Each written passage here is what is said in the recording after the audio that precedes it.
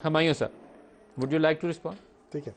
सबसे पहले मैं आपकी एक बात पे कमेंट करना चाहूँगा। आपने शुरू में अपने इंट्रो में कहा कि जब 2018 में 2021 में जब इनके सेनेटर्स को वो आज़ाद के लिहाज से ये आए थे 2018 में 2018 में आए थे, सॉरी 2018 में जब वो आए थे, तो उन लोगों ने कभी सादिक संजानी, कभी इधर कौन से थे?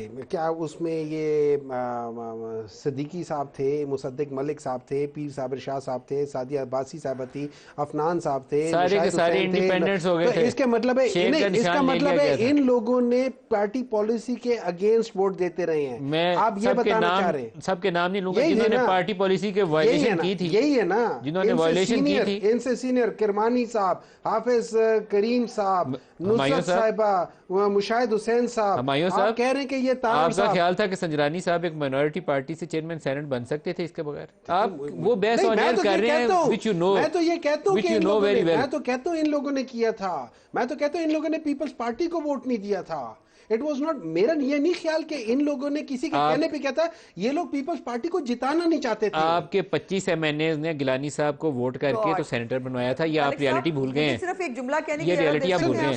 सुन ले, आपके एमएनए थे, ये हमसे ना बाद में सिंध उसमें वो गए थे, पहले हमारे कौन से सेनेटर इनके साथ मिले थे, ये लिस्ट ये बताएं सेनेटर साहब। अब आप भी चुप रहना, अब आप भी चुप रहना, आपको पता है थोड़ी देर के लिए, अब आप भी थोड़ी देर के लिए खामोश रहना, अब आप भी थोड़ी देर खामोश रहना। खैर एनीवे, अब आ जाती है बात जो हाँ, thank you very much, so kind of you. ठीक है, अब जो इन लोगों ने बात की है ना, देखिए मैंने अपने उसमें एक दफा भी नहीं कहा अगर पीटीआई जीते थे, मैंने कहा अगर उसमें जो पोलिंग एजेंट्स है उनको फॉर्म 45 मिल जाए तो फिर उसका मतलब है कि उसकी क्रेडिबिलिटी बन जाएगी।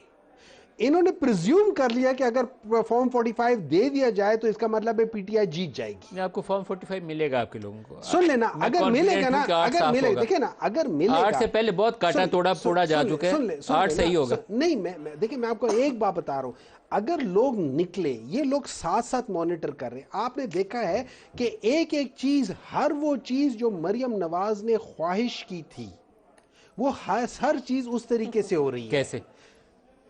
आपने मुझे एक बात बताया, उन्होंने कहा था कि ये शुरू में तो उन्होंने कहा था ना कि लेवल प्लेइंग फील्ड जीरो जब तक नहीं आ जाता, फिर उन्होंने कहा जीरो क्या होता है कि जब तक जैसे मियां नवाज शरीफ साहब के ऊपर 200 केसेस नहीं हुए थे, इमरान खान के ऊपर 200 केस नहीं हो गए।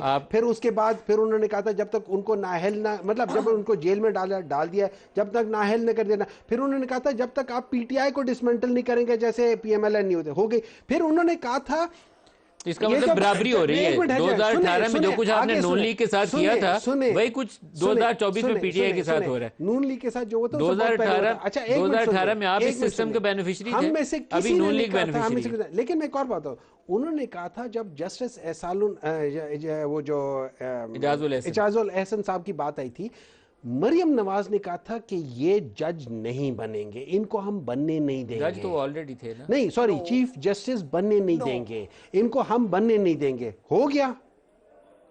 हो गया कि नहीं हो गया? रिजाइन किया? नहीं, कोई वजह होगी ना। मुझे एक बात बताएं, मैं मुझे पता है 8 महीने बाद मैंने सारी जिंदगी उस पोस्ट को सामने रख के मैंने मेहनत की। नून लीग के हलकों में एक बात बड़ी आम है, मैं आपको ऑन एयर बड़े पूरे यकीन के साथ ही बता रहा हूँ कि मैंने इनके एक बड़े सीनियर लीडर से पूछी थी, उनकी और जज अरशद मलिक साहब की कुछ वीडियो रिकॉर्डिंग मौजूद हैं और ये फॉरेंसिक सुना था कि नून लीग ने करवा के रखी हुई हैं। ये मैं क्या सराही नहीं कर रहा, इनके पास तो हर किस्म की वीडियोस हैं जिनकी इन्होंने फॉरेंसिक की हुई हैं। ये लोग तो वीडियोस स्पेशलिस्ट हैं।